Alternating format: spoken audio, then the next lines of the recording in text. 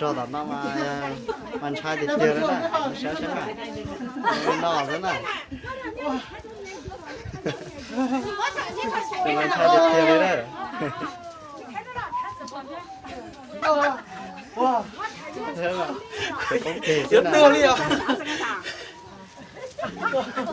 wow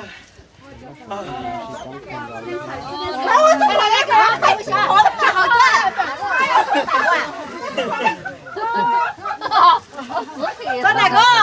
cái hộp xe, như tao này cái ngón mà sao cô, tao cái ngón mà cái, để khải đó là,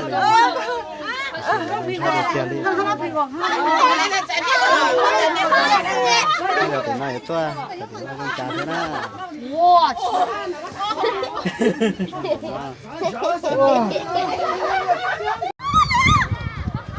cho nên tôi muốn là tôi cho nó mang chai tàn đi gì ta nói gì chai linh chai sữa tên nó là ní xe chơi bằng một cái thế na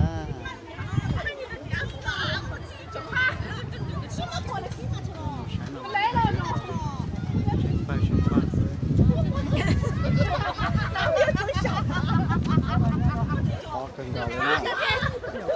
quả xin mình kiếm mình để có hảo thế nào,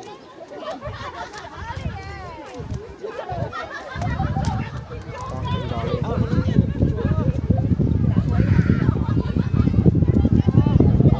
ta đây một tí chạy nhảy nó, chạy nhảy nó đó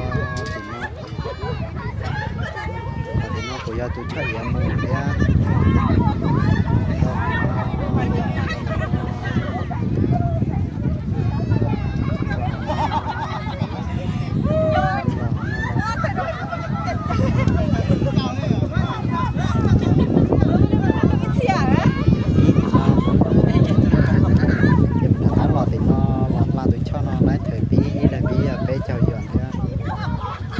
ý rồi là cái này là tao xí mình sai cần gạo lên thế na sẽ sinh ba xứ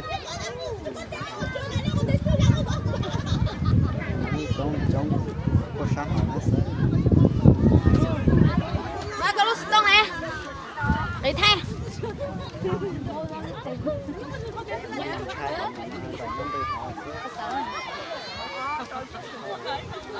cứ cả chơi phát đi luôn